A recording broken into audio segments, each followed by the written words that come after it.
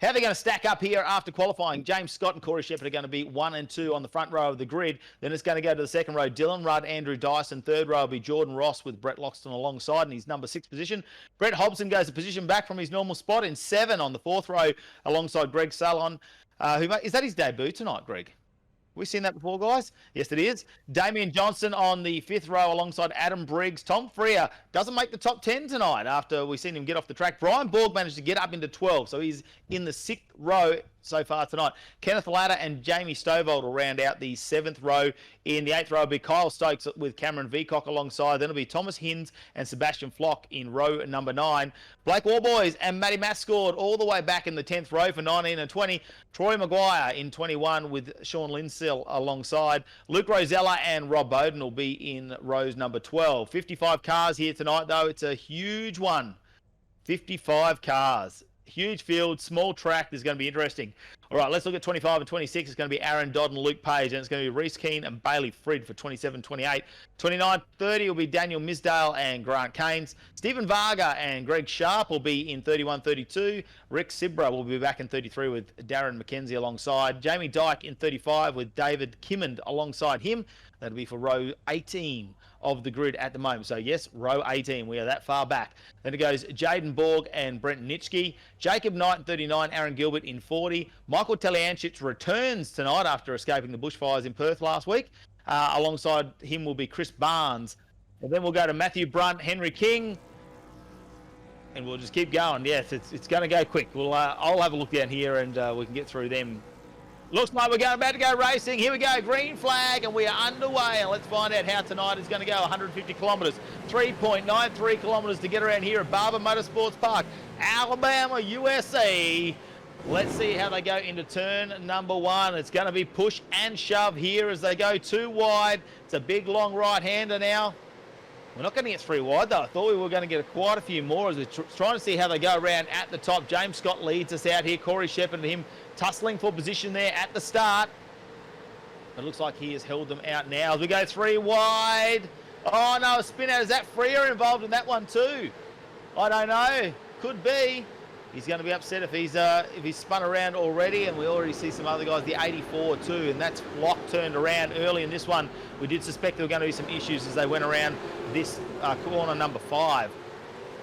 Absolutely. I mean, it was a really good start for everyone involved off the line there. We saw a little bit of battling as the guys were crossing the start-finish straight in the mid-pack, and it was all the way down to turn 5 before we saw the first that big incident. Sebastian Flock, the biggest loser out of that one, getting rotated around, drops 34 positions from where he started, and will now drop right to second or third last in the field, down in 52nd position. So that's a huge amount of work for him to do to claw his way back up through the field.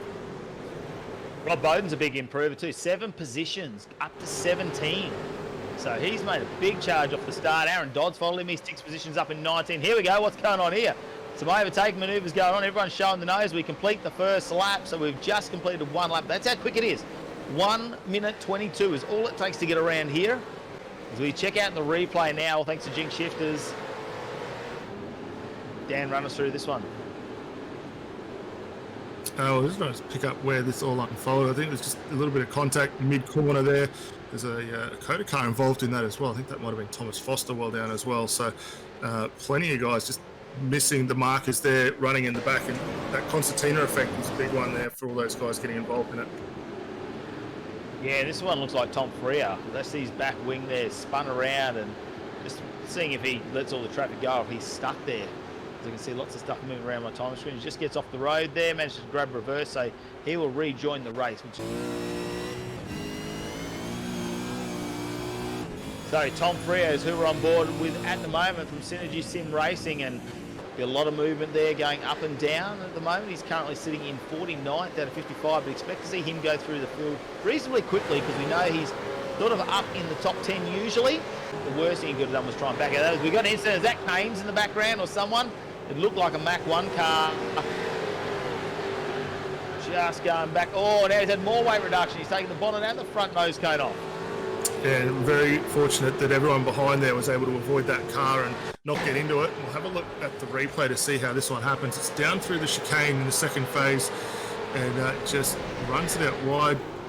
Actually, I wonder if there was contact from a stationary car in front. Who was that? It might be Jamie Stovall involved in that, I think, and just running out of room, and we'll have a safety car deployed as a result. But James Scott is currently leading this race number 180, coming to you from Barber Motorsport Park, Alabama, USA. It is round number 5 of season 10 of AOSC, all thanks to Jinx shifters. And we're on the back of the safety car now. And James Scott, he likes to hold on to the last minute, Dan, to do these restarts.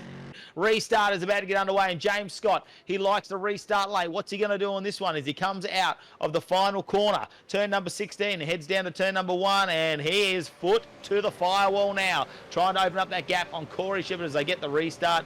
Shepherd has been a couple of tenths a second off him in qualifying, so he's got a tiny little bit more pace. But it is race time now. It's different there. He's under fire, though, Corey Shepherd, from Andrew Dyson, who's in 3rd position. He's taking advantage of this restart. Then behind him, you see Dylan Rudd, Jordan Ross, Brendan Hobson, Brett Loxton, Greg Sallin, and Adam Briggs, with Kenneth Latta rounding out the top 10. A really good restart from everyone, single file the whole way through. We see a little move in the background.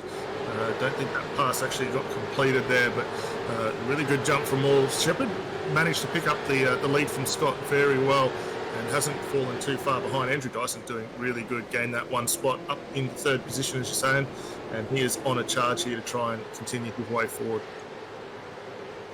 Yeah, so Kenneth Latta, like you say, 3 positions up into 10th at the moment. Stovall's another one that's a couple of positions up. He's back in 12th with Damien Johnson just between those two. Ryan Borg has actually dropped a position back to 13, so he's struggling a little bit tonight. A lot of movement to do, especially if you've been under a bit of duress today. So good to see, though, he could still make the race here for Barber Motorsport Park. And you can see on the back of James Scott's Logitech G Altus Esports Commodore there with Corey Shepherd chasing him down, because it has been a James Scott saga the whole way. He's been, there we go, it's coming together. This is way back down. Looks like position number 28 is the Blake Warboys. Just having a look who that was in front of him. Darren McKenzie.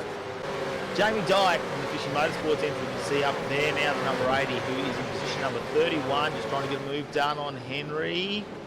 Thomas Kircher, can he get it done? Looks like the Mac 1 car will have to give way there. Tries to come back on the inside, do the crisscross. But Jamie Dyke will hold him out this time. So Henry Thomas Kircher will have to go back into 31 now. So we head down to the replay. The Mac 1 car, let's hope it's not involved in this one. Is that netcode at my end? Yeah, a little bit of a nerf there from Kircher down into the turn 7 there, and just getting up the inside. A little bit of an awkward, tricky spot to be, and around it goes. Gets that done nice and early. Schroeder pulls out of the way, does a gentlemanly thing, knowing there's a much faster car coming through. 017. Was there any tyre on the track at all then? Check out a replay here, thanks to Jinx shifters, and this is position number 5, Brett Hobson, getting the move done on Jordan Ross. Let's see how this happened here. Under brakes as they come down. Dives deep under brakes to go into this one. That is a risky to go through there with that amount of speed, but he gets it done nicely. Jordan Ross makes sure he has enough room there. Further down, you've got Tony Gaffer, Simon Heddersheet, Henry King's involved in this as well, as well as Rick Vigers. These guys scrapping down for 42nd position at the moment, so might not be right at the front end of the field, but there's racing well and truly up and down through it. We're going to have a quick look at the replay to see how this one unfolded through as they work down through the chicane. Rick gets a really good run on the exit there. It looks like a pretty simple move for him to get that one through. Which is interesting now. We've done 8 or 9 laps without a safety car. Is that? Oh, look at the Constantina there. Is that Freya just giving someone a nudge? That's Freya going, get out of my way. And unfortunately, look at the damage already on that. Oh, no, contact again. Oh, no, Freya in another incident again. We go to the rookie of this round, Salon, in his Ford Mustang, and he's doing a fantastic job. He might be a rookie here in AOSC, but something tells me this is not his first time around Barber Motorsports Park on a sim at all, especially when you've got NSR Esports. That looks like someone going in the pits in the background. We will see everyone start the end of the pits. James Scott's back. Logitech G Altus Esports car just cruising around in front at the moment. Got himself nearly a 4-second lead over Corey Shepherd. This is Thomas Hinds at the moment, and we're just trying to see. He is on the outside. Comes in, manages to stick the move here. But it's the 33 of Damien Johnston. And Hinds will hold on to this one to go to P11. Yep, gets a good run down here through the S's. And that's a nice move there. Took a few corners to make that happen, but it's good racing from both drivers. As we bring it up on screen, you see the Territory Ice coffee car coming around. Just goes wide under brakes on the grass, and once you get a back wheel on the grass there, and that's turn number 15, nose first for the Commodore into the wall and stuck there waiting for race control. So unfortunate for Shane Newens. And there we go, the Jinx Shifter safety car will be deployed, and Norrie and I are not out of pocket tonight. You're not going to lose your house, Norrie. Thank God for that. He is the king of restarts, isn't he, James Scott, out of our field at AOSC? He knows exactly when and where he wants to take off. He must study his opponents very closely to find out where he definitely has the advantages there. And it looks like it is corner exit there as they come onto the main straight. He waits all the way until then, and the foot is down, and we are back underway racing. 8 laps left in the Jinx Shifters AOSC 10, round number 5 at Barber Motorsport Park here in Alabama, USA. It's race 180. And we are back underway. Safety car was deployed there earlier. We had one on lap 5, and then we had one on lap 28.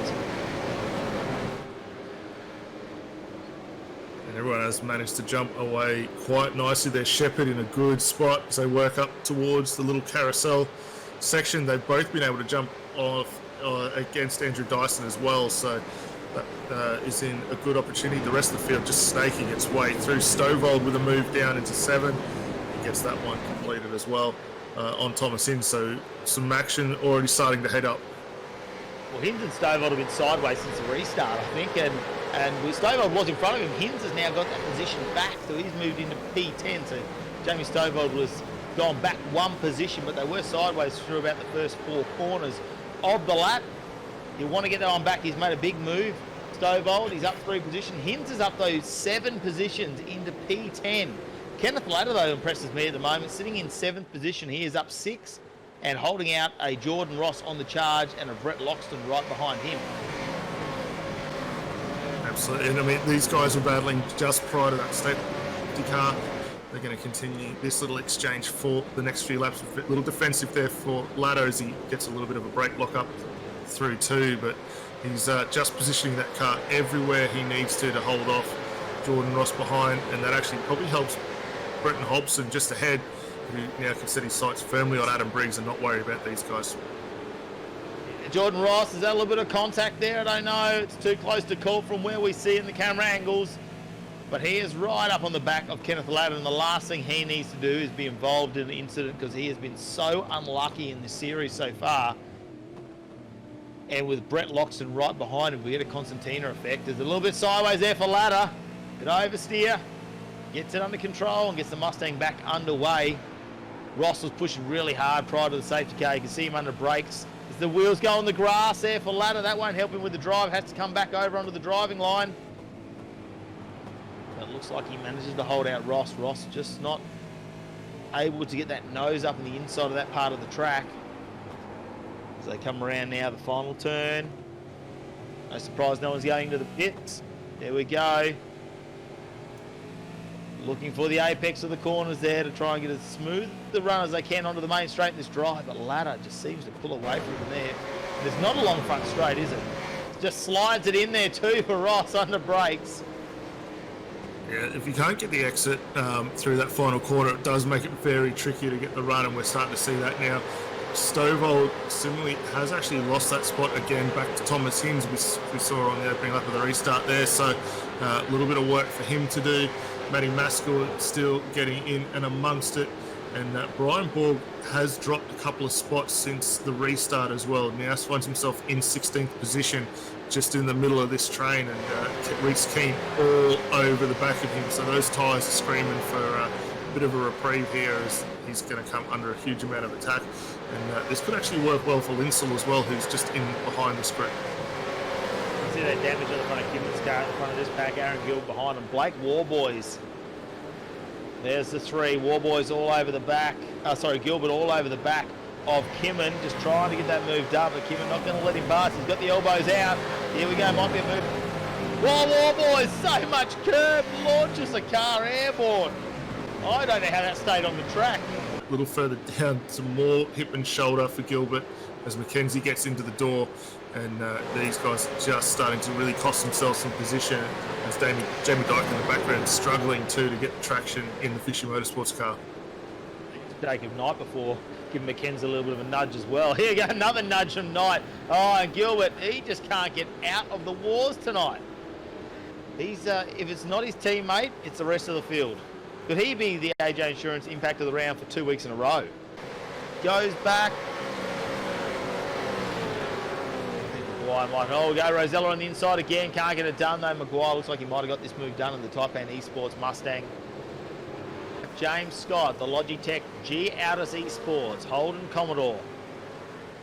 And here it is, the lights are flashing. Gives the signal to the pits.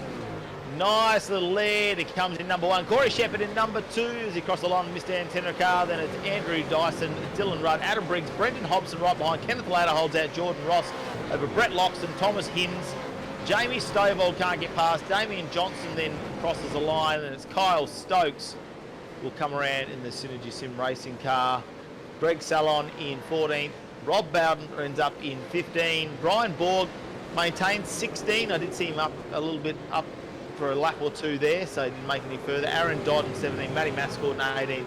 Reece Keane in 20, and rounding out your top 20 is Sean Linsell.